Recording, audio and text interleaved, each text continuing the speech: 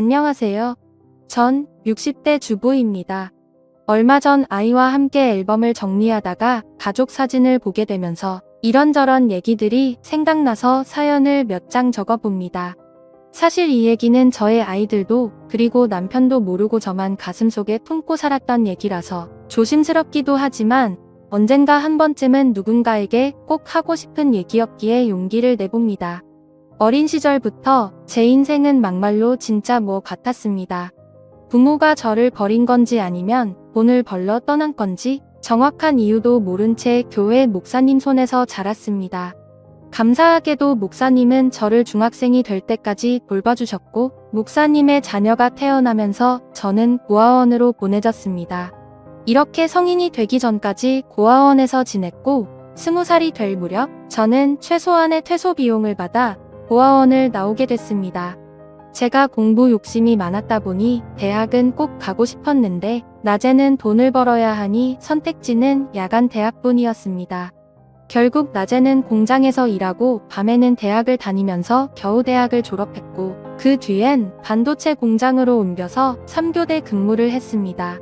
그런데 이렇게 살다가는 죽도 밥도 안 될 것 같아서 공장을 관두고 큰맘 먹고 공무원 시험 준비를 시작했습니다. 다행히도 3년 동안 공무원 시험을 준비해서 30이라는 늦은 나이에 공무원 시험에 합격할 수 있었습니다. 다른 친구들은 결혼을 하고 아이를 낳고 가정을 꾸릴 때 전막 사회생활을 시작하려 했는데 혼자 지쳐진다는 생각이 들었지만 힘들게 시험에 붙었으니 무슨 일이 있어도 퇴직하기 전까진 일을 하려고 했죠. 저는 한 지역의 시청에서 근무했는데 시민들의 민원을 처리해주는 부서에 처음 발령을 받았습니다. 안 그래도 소심하고 낯을 많이 가리는 성격인데 사람들을 상대하려니 너무 힘이 들더라고요. 일하는 내내 두통에 시달렸고 퇴근을 하면 즐거운 게 아니라 다음날 출근할 생각에 불안 증세가 몰려와서 손이 떨리고 밤에 잠을 이루지 못했습니다. 안 그래도 소심하고 낯을 많이 가리는 성격인데 퇴근을 하면 즐거운 게 아니라 손이 떨리고 그러던 어느 날 민원 처리를 하고 있는데 한 남자가 서류를 들고 와서 몇 가지 문의를 해왔습니다. 그 남자의 물음에 답을 해주는데 갑자기 정신이 몽롱해지면서 잠이 오는 겁니다. 그렇게 전 그 자리에서 쓰러졌고 눈을 떠보니 병실에 누워 있었습니다. 그런데 제 앞에는 낯선 남자가 서 있는 겁니다. 정신을 차리고 자리에서 일어나려고 하니 지금 일어나실 수 있겠어요? 좀 더 쉬셔야 할 것 같은데 라고 하며 저를 일으켜주는데 낯선 남자의 터치가 조금 불편해서 제가 몸을 뒤척이니 좀 더 쉬셔야 할 것 같은데 이 제가 몸을 뒤척이다. 아, 죄송합니다. 저 누군지 모르시겠죠? 저 아까 시청에서 서류를 떼려고 갔는데 갑자기 제 앞에서 쓰러지시는 바람에 우선 놀라서 제가 응급차 타고 같이 왔어요. 직원분들이 올 상황이 아닌 것 같아서 라고 자기 길을 소개하더라고요. 저는 감사한 마음에 퇴원 처리를 하고 그분에게 연락처를 물었습니다. 그래도 저 도와주신 분인데 식사 대접이라도 해야 할 것 같아서요. 그리고 일주일 뒤 그 남자와 저녁 식사를 하는데 사람이 너무 자상하고 괜찮더라고요. 그 남자는 아버지와 함께 작은 사업을 하는 남자였는데 겉모습만 봐도 저와는 너무 다른 세계에 사는 사람 같았습니다. 깔끔한 스타일의 옷도 유명 브랜드를 입고 다니고 누가 봐도 곱게 자란 티가 났죠. 몇 번 만나면서 저는 그 남자에게 호감을 느꼈지만 만나면 만날수록 욕심을 내면 안 될 것 같다는 생각이 들더라고요.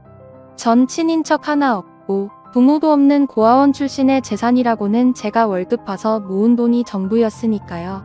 이제 겨우 시험에 붙어서 작은 원룸 하나 마련하기까지 너무 오랜 시간이 걸려서 그런지 그 멋진 남자 앞에만 있으면 제가 너무 작아지는 느낌이 들었습니다.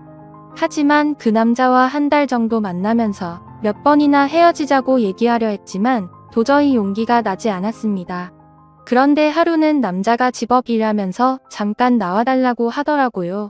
남자는 차 안에서 저를 기다리고 있었는데 제가 차에 타자마자 저에게 입을 맞추더니 정식으로 연인이 되고 싶다고 하는 겁니다.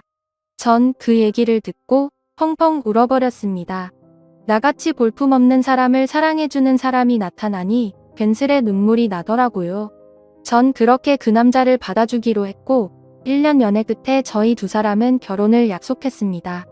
저야 부모님이 안 계셔서 저만 좋으면 결혼을 할 수 있었지만 문제는 남자의 어머니였습니다. 결혼을 반대하는 이유는 단지 제가 고아라는 것 때문이었습니다.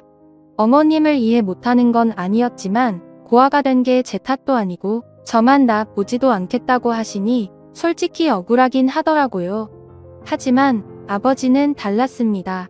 오히려 제가 고아로 자랐는데 혼자 공부해서 공무원까지 됐다고 하니 따구가 있어 보인다며 저를 먼저 만나보고 싶다고 하셨다는 겁니다. 이렇게 아버님과 처음으로 식사 자리가 마련됐고 저를 보며 환하게 웃어주셨던 미소가 아직도 생각이 납니다. 거기에 술이 한 잔 들어가니 저도 마음이 편해지고 아버님께서 저에게 도마를 놓으시니 마치 이 결혼을 정말 허락받은 것 같은 생각이 들었습니다. 아버님이 잘해주시니 저도 그만큼 해드리려고 정말 많이 노력했습니다. 결혼하기도 전이었지만 먼저 연락도 드리고 선물도 드리고 단둘이 만나서 식사도 하고 아버님은 그런 제가 정말 마음에 드셨는지 얼른 결혼식을 준비하라고 하시더라고요. 어머님은 자기한테 맡기라면서요. 결국 저희 두 사람은 아버님을 등에 업고 결혼식을 올릴 수 있었고 감사하게도 작은 신혼집까지 마련해 주셨습니다. 대신 조건이 있었습니다. 제가 몸이 많이 어약한 편이다 보니 아버님께서는 일을 관두고 남편은 내조하길 원하셨습니다. 대신 무슨 일이 생기면 본인에게 바로 얘기하고 책임까지 져주시겠다고 약속을 했지요. 저 말을 듣고 솔직히 고민을 안 했다면 거짓말입니다. 공무원이 되겠다고 고생한 3년이 주마등처럼 스쳐갔지만 저도 이제 남들처럼 가정이 생겼고 제 미래를 이 가족에게 바쳐도 괜찮을 것 같다는 생각이 들었습니다. 솔직히 남편 사업이 꽤 잘 되기도 했었고 적어도 돈 때문에 마음고생할 일은 없어 보였기 때문이죠. 전 사직서를 제출했고 시댁 근처에 신혼집을 얻어 남편과 행복한 신혼생활을 보냈습니다. 하지만 점점 남편은 변해가기 시작했습니다. 누구보다 저를 사랑해줄 것 같던 사람이 외박은 점점 잦아지고 연락도 잘 되지 않았습니다. 제가 조금이라도 잔소리를 하면 바로 손이 올라왔고 폭력을 쓰려 하더군요. 전 그럴 때마다 아버님을 찾아갔고 아버님께서는 저 대신 남편에게 쓴소리도 하고 혼을 내기도 하셨습니다. 그렇게 결혼 3년 차쯤 됐을까 드디어 사건이 터졌습니다. 점심때 친구와 만나기로 한 약속 장소는 남편 회사 근처였습니다. 친구와 점심을 먹고 남편이랑 커피 한잔 하려고 휴대폰을 꺼내든 순간 전 제 눈을 의심했습니다. 남편이 낯선 여자의 허리를 감고 길을 걷고 있더라고요. 멀리 있어서 흐릿했지만 분명 제가 아침에 챙겨준 셔츠에 신발 그리고 제 키까지 누가 봐도 남편이었습니다. 그 자리에서 남편에게 달려가 딱이라도 때리고 그 여자의 머리차라도 잡았어야 했지만 전 아무 말도 하지 못했습니다. 만약 이대로 이혼을 하게 되면 앞으로 어떻게 살아가야 할지 그저 막막하기만 했거든요. 그 일이 있고 난 뒤 남편의 바람은 더 과감해졌습니다. 대놓고 집 앞에 차를 세워두고 그 여자와 데이트를 하고 동네에서도 팔짱을 끼고 다니면서 부부 행세를 했습니다. 어찌나 유난들을 떨고 다녔는지 이미 동네에선 남편이 바람을 피고 있다는 소문이 파다할 정도였으니까요. 한 번은 동네에 부끄럽게 뭐하는 거야 바람을 피려면 조용히 피던가 하고 먼저 한마디 던졌더니 황당하다는 듯 대답하더군요. 여자가 말이야 남편이 집에 오면 좀 살갑게 애교도 부리고 그래야지 목석처럼 앉아서 말 한마디 안 하는데 무슨 재미로 집에 오겠냐 안 그래 저 말을 듣는데 기가 막히더군요. 마치 자기가 바람을 핀 이유가 저 때문이라는 것처럼 말을 하고는 문을 쾅 닫고 나가버렸습니다. 저는 저 말을 꺼내기까지 몇 날 며칠을 고민했는데 고작 돌아오는 대답이 저 따위라니.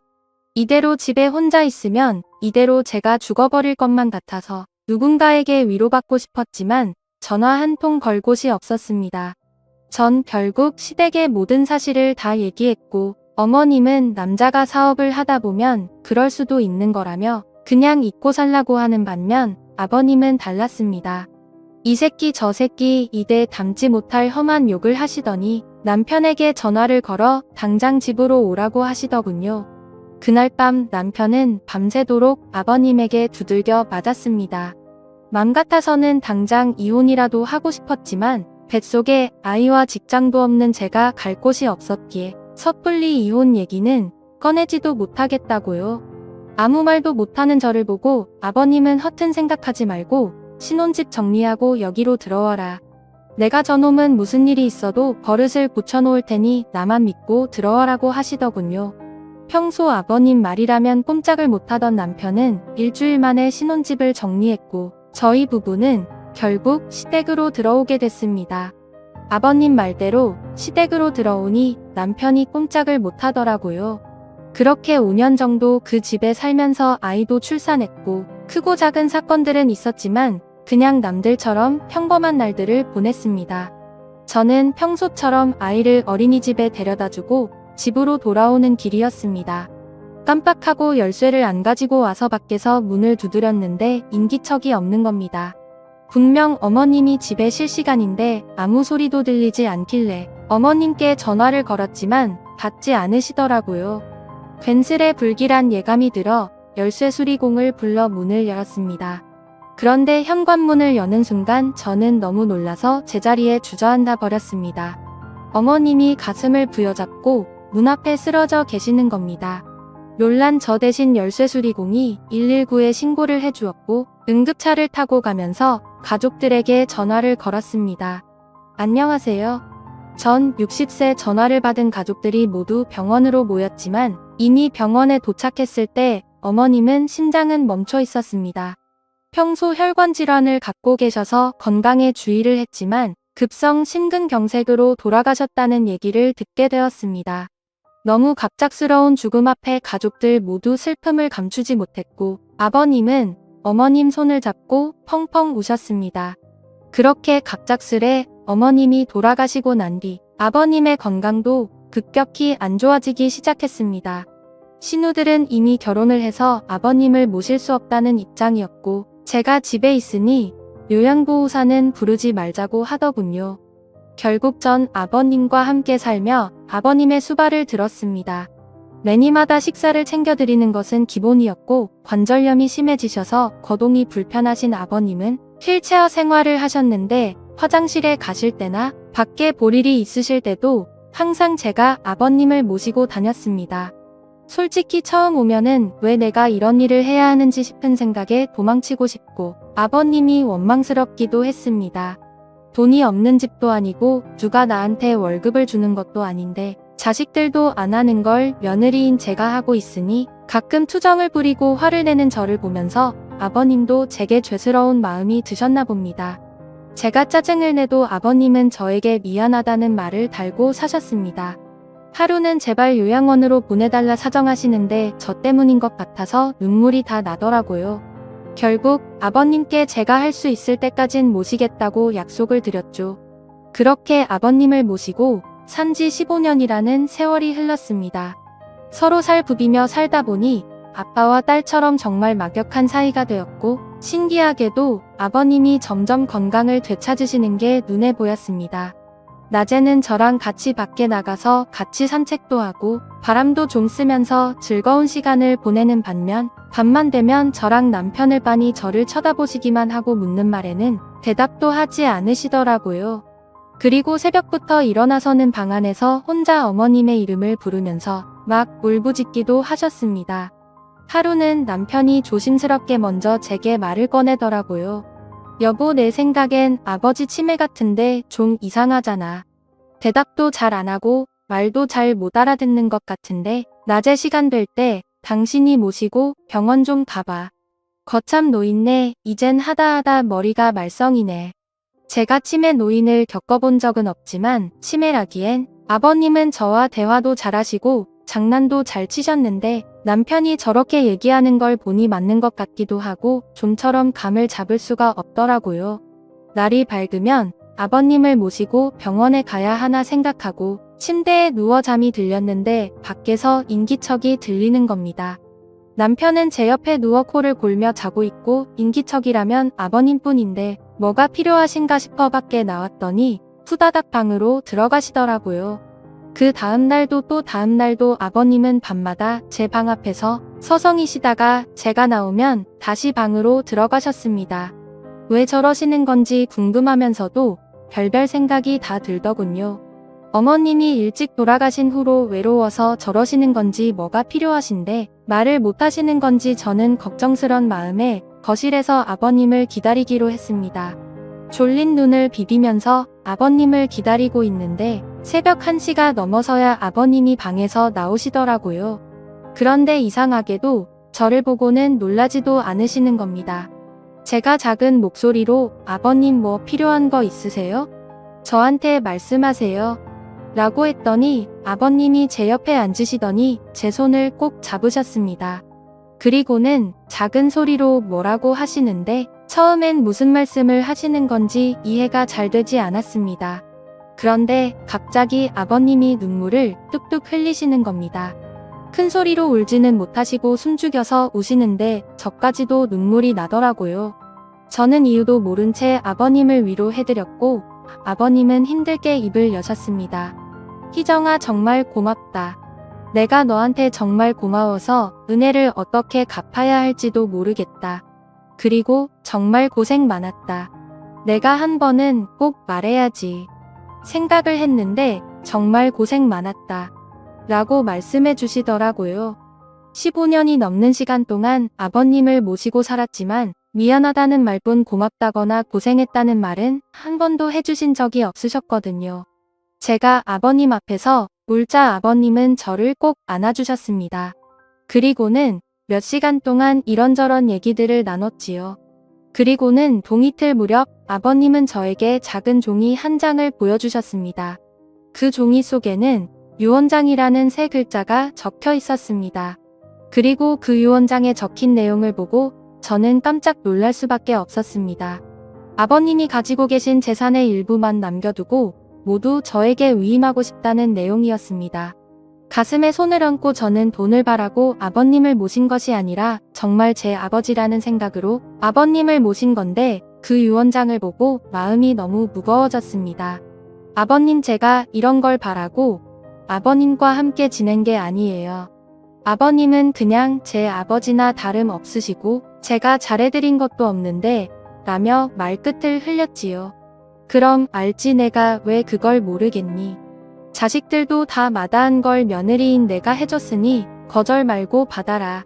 내 평생 은혜를 갚으려면 이걸로도 많이 부족하다만 이렇게라도 해야 내 마음이 편해질 것 같다. 말씀하시고는 방으로 들어가셨습니다. 그 일이 있고 난 뒤 저 남편 아버님 모두 아무 일 없다는 듯 평범하게 지냈습니다. 저도 아버님도 그날 일에 대해서는 얘기를 꺼내지 않았지요.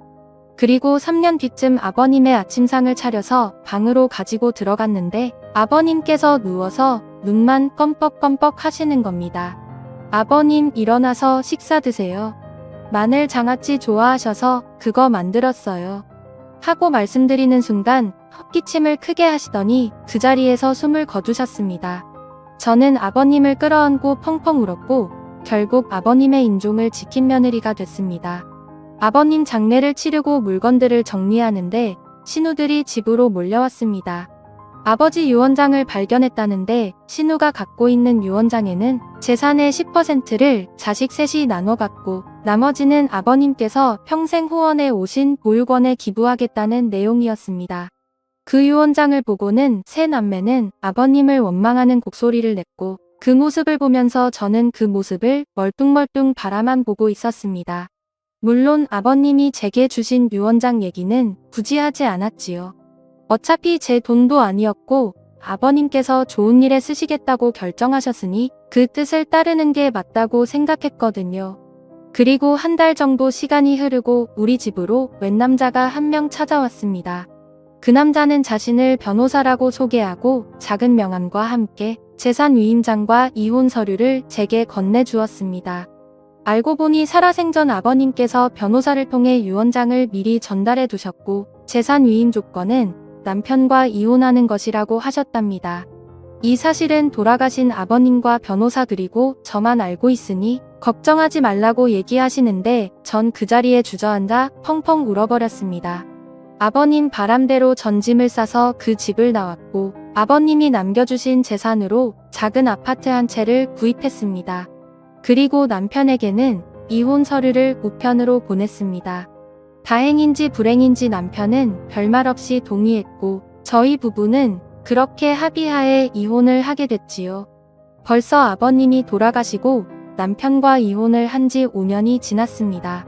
전 지금도 아버님 일이 되면 저 혼자 작게 제사를 지내고 가끔 산소에 찾아뵙고 인사도 드립니다. 비록 제가 며느리로 아버님을 만났지만 신부모보다 저를 예쁘게 해주시고 사랑해주신 아버님에게 기회를 통해 정말 감사하고 사랑한다고 말씀드리고 싶습니다. 아버님 정말 감사합니다.